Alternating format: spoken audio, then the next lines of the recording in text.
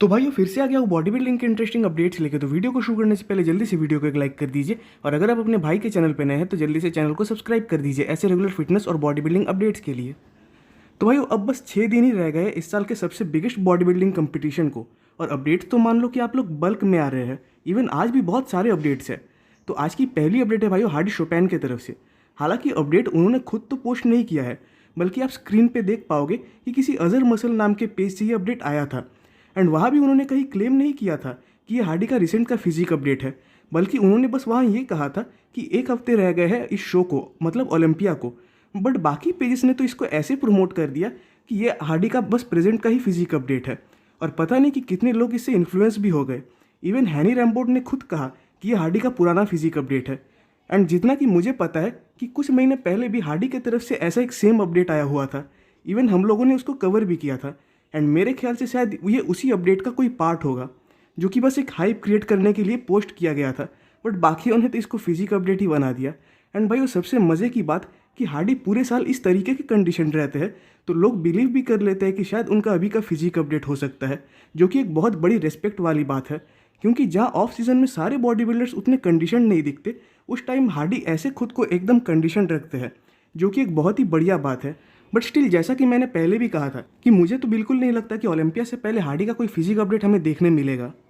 अगली अपडेट है भाई हमारे ब्रैंडन करी की तरफ से। और वैसे ही उनका एकदम रिसेंट का तो फिजिक अपडेट नहीं है, क्योंकि उनका कहना है कि ये ऑर्लैंडो में आने से पहले उन्होंने रिकॉर्ड किया था। तो आई थिंक शायद ये 9-10 दिन पहले का ही फिजिक अपडेट होगा। बट स्टिल इस अपडेट में ब्रैंडन बहुत ज़्यादा इंप्रेसिव और बढ़िया दिख रहे हैं। अब आप सबको याद होगा कि इस साल पहले पहले कोई ब्रैंडन के ऊपर बात ही नहीं कर रहा था, बट अब कुछ महीनों में उन्होंने ऐसे खुद को प्रेजेंट कर दिया कि इवन बहुतों का मानना है कि ब्रैंडन टॉप 3 में तो आ ही सकते हैं। साथ ही साथ अगर ये फिजिक उस लेवल की ला पाए तो शायद वो अपना सेकंड टाइटल भी ले जाए। एंड ये है भाई ओलंपिया स्टेज, तो यहाँ कुछ भी हो सकता है, क्योंकि कौन से बॉडी बिल्डर कब किस तरीके की फिजिक लेकर आ जाए इसका किसी को पता नहीं होता, और जजेस कब किस चीज़ को प्रायोरिटी दे इसका भी किसी को अंदाज़ा नहीं है, क्योंकि लास्ट में डिसीजन उन्हीं के हाथ में है। तो कोई डाउट वाली बात नहीं है कि ब्रैंडन की फिजिक जजेस को ज़्यादा इंप्रेसिव लग जाए। बट स्टिल चांसेस मुझे बहुत ही कम दिखते हैं इस बात के, क्योंकि ऑलरेडी लाइनअप में उनसे भी बेटर बॉडी बिल्डर्स है। बट ब्रैंडन की फिजिक मुझे इस अपडेट में काफ़ी ज़्यादा कंडीशन, साथ ही साथ साइज में भी बैलेंस लग रही है। इवन वो जो एक डाउन साइज था वो इस अपडेट में मुझे उतना विजिबल तो नहीं लग रहा। इवन पॉपनेस भी कमाल की आ रही है। बाकी तो स्टेज पे ही पता चलेगा कि ये कैसे फिजिक को लेकर आएंगे। अब भाई अगले अपडेट की ओर बढ़ने से पहले आप सबसे मेरा एक रिक्वेस्ट है कि अगर आप सबको मेरा ये रेगुलर कंटेंट अच्छा लगता है तो आपके भाई को सपोर्ट करने के लिए प्लीज़ इस चैनल को एक सब्सक्राइब कर दीजिएगा। अगली अपडेट है भाई हमारे जेरेमी बुएंडिया की तरफ से। अब ये तो रुकने का नाम ही नहीं ले रहे एंड हर दिन अपने तरफ से अपडेट्स दिए ही जा रहे हैं।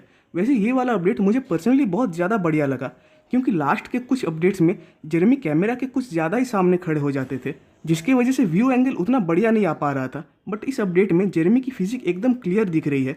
इवन वो इस अपडेट में अपने डिवीजन का जो पोजिंग है उसको भी हिट कर रहे हैं। एंड इस चीज़ को देखकर मुझे एकदम पुराने जेरेमी की याद आ गई, क्योंकि आपको याद होगा कि लास्ट जेरेमी जब अपने पीक फिजिक में थे तब भी जेरेमी एकदम ऐसे ही प्रोपोर्शंस कैरी कर रहे थे। एंड इस साल भी जेरेमी सेम चीज़ को कर रहे हैं, बल्कि इस बार जेरेमी ने अपने साइज़ को भी और बढ़ाया है, जिससे कि उनके मसल्स और भी ज़्यादा पॉप आउट होकर बाहर निकल रहे हैं। और जेरेमी का जो वी टेपर है उसको लेकर मुझे तो नहीं लगता कि खास कुछ कहने की ज़रूरत है, क्योंकि वी टेपर ऑलरेडी उनका एक अलग ही लेवल पे है। एंड भाई मुझे एक बहुत ज़्यादा बिलीफ है कि शायद जेरेमी इस बार ओलंपिया जीत जाएंगे। अगली अपडेट है भाई लैरी विल्स की तरफ से। तो भाई लैरी ने कम्पीट किया था, इवन अपना क्लासिक फिजिक का डेब्यू किया था एनपीसी अल्टीमेट वॉरियर्स में, जहां वो अपने डिवीजन के साथ साथ ओवरऑल क्लासिक फिजिक डिवीजन के विनर बने। एंड अब उनका एम है एमेच्योर ओलंपिया क्लासिक फिजिक में कम्पीट करना और प्रो कार्ड जीतना। बाकी भाई वो देखते हैं कि लैरी अपने नेक्स्ट शो को जीत कर प्रो कार्ड ले पाते हैं या नहीं। एंड अगेन उनको बधाई है इस शो को जीतने के लिए। अगली अपडेट है भाई माइकल क्रिजो की तरफ से। एंड इस बार तो कुछ टाइम बाद ही उनके तरफ से एक बढ़िया फिजिक अपडेट देखने मिला है, जहाँ की वो अपने लेग्स को तो शो कर ही रहे हैं, साथ ही साथ मोस्ट मस्कुलर पोज को भी हिट कर रहे हैं। एंड क्रिजो अपने साइज, अपने कंडीशनिंग की वजह से इस अपडेट में कुछ ज़्यादा ही फ्रीकी लग रहे हैं। और शायद अब उन्होंने अपने लेग्स को भी इंप्रूव किया है, क्योंकि इनके लेग्स थोड़े डाउन साइज आते थे उनके अपर फिजिक के मुकाबले। बट इस अपडेट में वो कहीं ना कहीं सिमेट्रिकल लग रहे हैं थोड़े से।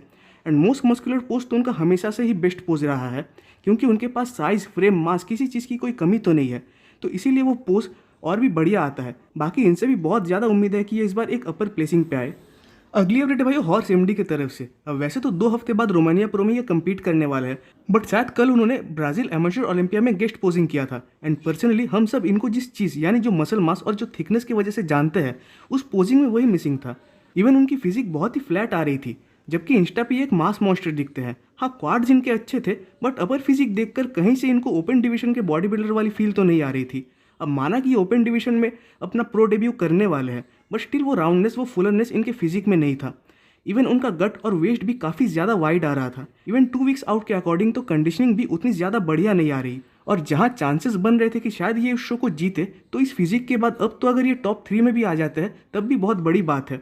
बाकी 2 वीक्स में ये खुद को कितने ज़्यादा इंप्रूव कर पाएंगे इसका मुझे कोई अंदाज़ा नहीं है। अगली अपडेट है भाई वो ब्रेयन एंसले की तरफ से। वैसे इनका इस साल का प्लान तो सबको पता ही था कि पहले इन्होंने डिसाइड किया था कि ये 212 में कम्पीट करेंगे।